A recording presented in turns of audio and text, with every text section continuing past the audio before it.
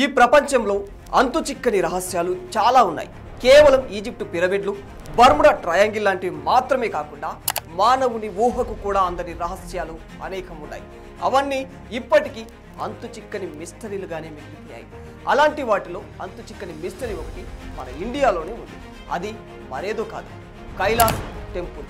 ఈ పేరు చాలా మంది వినే ఉంటారు, కానీ ఈ ఆలయ రహస్యాలు మాత్రం చాలా తక్కువ మందికి తెలిసి ఉంటాయి.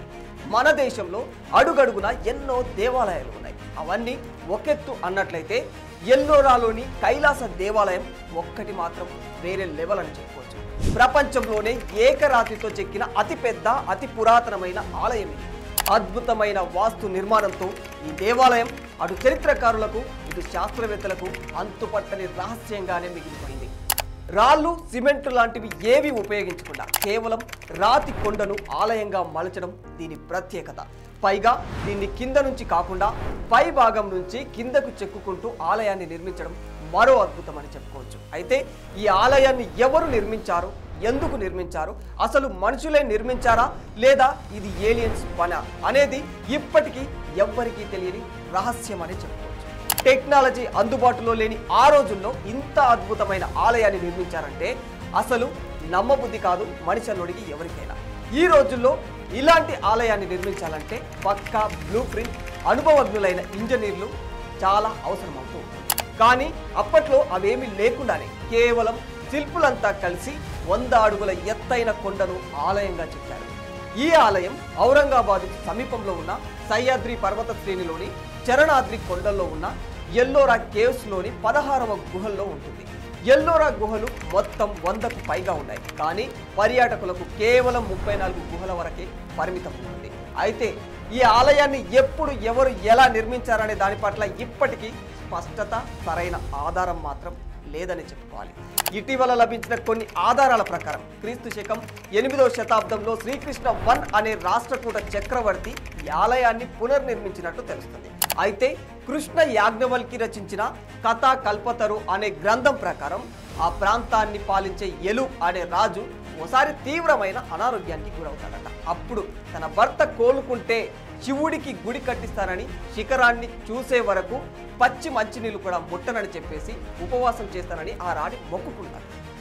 కోరుకున్నట్లుగానే వ్యాధి తగ్గిపోయింది రాజు.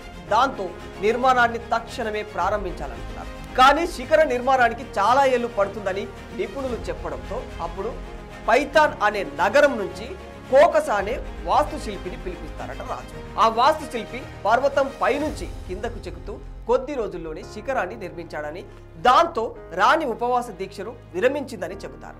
ఆపై ఆలయాన్ని దశల వారీగా కట్టినట్లు కూడా తెలుస్తుంది. ఈ కథలో నిజానిజాల మాట ఎలా ఉన్నా ఆలయాన్ని పైనుంచి కిందకి చెక్కుకుంటూ కట్టారనేది మాత్రం కళ్ళకు కట్టినట్టు కనిపిస్తుంది. ఎల్లోరాలోని 34 గుహల్లో దాదాపు మధ్యలో ఉంటుంది ఈ ఆలయం. అక్కడ ఉన్న గుహలన్నీ కూడా తొలిచేసినవే, కానీ ఎప్పుడనేది ఖచ్చితంగా ఎవ్వరూ చెప్పలేరు. బహుశా 5 నుంచి 10వ శతాబ్దం మధ్య కాలంలో అయి ఉంటుందని కొందరు చరిత్రకారులు చెబుతూ ఉంటారు. కైలాస ఆలయానికి చుట్టూ ఉండే గోడ 276 అడుగుల పొడవు, 154 అడుగుల వెడల్పు, 100 అడుగుల ఎత్తు ఉంటుంది. హిందూ సాంప్రదాయంలో భాగమైన ఏనుగులు అక్కడి ఆలయం లోపలి పైభాగంలో కనిపిస్తూ ఉంటాయి. ఆలయ గర్భగుడిలో శివుడు కొలువై ఉంటాడు. గోడల మీద రామాయణ, మహాభారత గాథలు, శివపార్వతులు, వరాహమూర్తి, మహిషాసుర వధ ఇలా ఎన్నో అద్భుత చిత్రాలు చెక్కబడి ఉంటాయి. ఈ ఆలయం ఆకాశం నుంచి చూస్తే ఎక్స్ ఆకారంలో ఉంటుంది. భూమి మీద నుంచి చూస్తే 4 సింహాలు ఎక్స్ ఆకారంలో నిలుచున్నట్లు కనిపిస్తాయి. ఈ ఆలయాన్ని ఎటు నుంచి ఎటుకు చెక్కుకొచ్చారనేది నేటి తరానికి అసలు అంతుపట్టదని చెప్పుకోవచ్చు. ప్రవేశ ద్వారం దగ్గర ఉన్న విఘ్నేశ్వర శిల్పాన్ని బట్టి అక్కడి నుంచే ప్రారంభించారని కొందరు చరిత్రకారులు చెబుతున్నారు. ఈ ఆలయం నిర్మించడానికి మొత్తం 4 లక్షల టన్నుల రాతిని తొలిచారు. కానీ అంత పెద్ద రాయిని చెక్కి ఆలయ రూపం తీసుకుని రావాలంటే అప్పటి రోజులను బట్టి కనీసం 200 ఏళ్ళు కావాలి. కానీ కేవలం 18 ఏళ్లలోనే గుహను గుడిగా మలిచేశారు. 4 లక్షల టన్నులు అంటే ఏడాదికి 22,202 టన్నుల రాయి. అంటే రోజులో 12 గంటలు పనిచేసిన 60 టన్నుల రాయిని గంటలో 5 టన్నుల రాయిని తొలగించారు. అది కూడా ఎలా పడితే అలా కాదు, ఆలయానికి కావలసిన ఆకారాన్ని ఇస్తూ రాయిని తొలగించాల్సి ఉంటుంది. మరి ఇంతటి గొప్ప ఆలయాన్ని అప్పట్లో ఎలా నిర్మించారో, అలా నిర్మించడానికి ఎటువంటి పరికరాలను వాడారో నిర్మించిన వారికే తెలియాలి. పైగా ఇంత పెద్ద గుహని తొలిస్తే కుప్పలు తెప్పలుగా వచ్చే రాళ్ల ముక్కలు రాతి పొడి పోగు అయినట్లు చుట్టుపక్కల ఎక్కడ కూడా ఆనవాళ్లు కనిపించవు. అలాగని ఈ గుహ సహజంగా ఏర్పడిందైతే అస్సలు కాదు. దీన్ని బట్టి వేదాలలో పేర్కొన్న భౌమాస్త్రం అనే ఓ శక్తివంతమైన పరికరాన్ని ప్రయోగించి ఉంటారని, అది రాతిని తొలిచేటప్పుడు వచ్చిన ధూళిని వచ్చినట్లుగానే గాలిలో కలిపేస్తుందని భౌగోళిక శాస్త్రవేత్తలు చెబుతూ ఉన్నారు. మొత్తానికి ఊహలే తప్ప ఎవరికీ దీని నిర్మాణ రహస్యం మాత్రం అంతుపట్టడం లేదు. ఒకవేళ చక్రవర్తులే దీన్ని కట్టించి ఉంటే కనీసం ఎక్కడైనా దీనికి సంబంధించిన నమూనా కనిపించేది. అది ఎక్కడ దొరకలేదు. అందుకే ఆ సర్వేశ్వరుడే ఈ భూమి మీద తన ఆవాసం కోసం ఈ ఆలయాన్ని నిర్మించాడని కొందరు నమ్ముతూ ఉంటారు. ఈ ఆలయంలో కొన్ని చోట్ల మనిషి దూరలేని రంధ్రాలు, సందులు ఉన్నాయి. అసలు అవి ఎందుకు ఏర్పరిచారు, వాటిని దేనికి వాడారని చెప్పలేని పరిస్థితి. అంటే లిల్లీపుట్స్ లాంటి సూక్ష్మ మనుషులెవరైనా పాతాళం నుంచి వచ్చి దీని నిర్మాణానికి సహాయం చేసి ఉండొచ్చని మరికొందరు అంటూ ఉన్నారు. కాదు, ఏలియన్సే నిర్మించారని ఇంకొందరు అంటున్నారు. ఈ ఊహలన్నీ పక్కన పెడితే క్రీస్తు పూర్వం 2వ శతాబ్దం నుంచి క్రీస్తు శకం 7వ శతాబ్దం మధ్యలో చేతి పనిముట్లతోనే నిర్మించారని, రోజుకి 16 గంటల చొప్పున పనిచేసి ఉంటారనేది మరికొందరు అంచనా వేస్తూ ఉన్నారు. ఇక ఈ ఆలయాన్ని తొలిచే సమయంలో లోపలికి వెళ్లే కొద్దీ దట్టమైన చీకటిని ఖచ్చితంగా ఫేస్ చేయాల్సి ఉంటుంది. మరి చీకట్లో అలా ఎలా నిర్మించి ఉంటారు? దానికి కూడా మన వాళ్ళు కొన్ని ఊహాగానాలైతే చెబుతూ ఉన్నారు. వెలుతురు కోసం సూర్యకాంతి ప్రతిబింబించేలా అద్దాలను అమర్చి ఉండవచ్చని ఒక వాదన. కానీ ఈ ఆలయం లోపలి భాగంలో ఎన్ని అద్దాలను అమర్చినా సూర్యకాంతి పడే అవకాశం లేనే లేదు. మహామునులు జ్ఞాననేత్రంతో చూసి చెబుతుంటే చీకటిలోనే శిల్పులు చెక్కి ఉండొచ్చు అనేవాళ్ళు కూడా ఉన్నారు. ఏది ఏమైనా ఈ ఆలయ రూపశిల్పి ఎవరైనా కానీ అతనికి వేద విజ్ఞానం, వాస్తు నిర్మాణంలో అద్భుతమైన ప్రతిభ, వేల మంది శిల్పులతో పనిచేయించగల నేర్పరితనం ఉండి ఉండాలి. ఈ ఆలయంలో మరో విశేషం సొరంగాలు.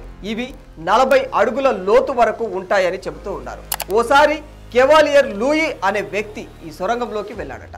లోపల పెద్ద లోహరాతి వేదికలు బ్యాటరీల సహాయంతో ఛార్జింగ్ అవుతూ ఉన్నాయని, వాటి మీద 7 వ్యక్తులు కూర్చొని ఉన్నారని, మధ్యలోని వ్యక్తి రూపం అస్పష్టంగా ఉందని, కానీ ఆయన మాట్లాడుతూ ఉన్నాడని చెప్పే కథలు కూడా ప్రచారంలో ఉన్నాయి. ఇక ఈ ఆలయంలో ఉన్న శివలింగంపై పోసే నీళ్లు ఎక్కడికి వెళతాయో ఎవ్వరికీ తెలియదు. అయితే ఆలయం కింద ఉన్న అండర్ గ్రౌండ్ సిటీలోకి వెళ్తాయనే సందేహాలు కూడా ఉన్నాయి. ఆలయం నేలకు ఉన్న రంధ్రాలు గాలి, వెలుతురు కోసం ఏర్పాటు చేసినవి కావచ్చని అంటూ ఉన్నారు. అయితే ఆ రంధ్రాల్లో చిన్నారులు పడితే ప్రమాదం ఉందనే ఉద్దేశంతో అక్కడి ప్రభుత్వం వాటిని క్లోజ్ చేయించింది. గత 40 ఏళ్ల నుంచి ఆ సొరంగాలు మూసే ఉన్నాయి. అక్కడ విలువైన నిధులు ఉండవచ్చు, లేదంటే ఆలయం కింద అంత పెద్ద సొరంగాలు ఎందుకు తవ్వినట్లు అనే అనుమానాలు కూడా ఉన్నాయి.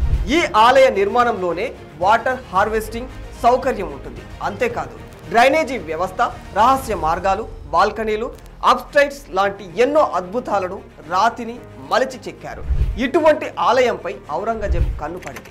1680లో ఈ కైలాస టెంపుల్ని ధ్వంసం చేయాలని ప్లాన్ చేసి 1000 మంది కూలీలను పెట్టాడు. వీరంతా 3 ఏళ్లు ఆలయం కూల్చడానికి కష్టపడ్డారు. కానీ విగ్రహాలకు ఘాట్లు పెట్టడం తప్ప గర్భగుడిలో కూడా అడుగు పెట్టలేకపోయారు. 3 ఏళ్ల పాటు పంతం పట్టి పడగొట్టాలని చూసిన కైలాస టెంపుల్ని ఏమీ చేయలేకపోయారు. కేవలం 5% మాత్రమే నాశనం చేయగలిగారని తెలుస్తోంది.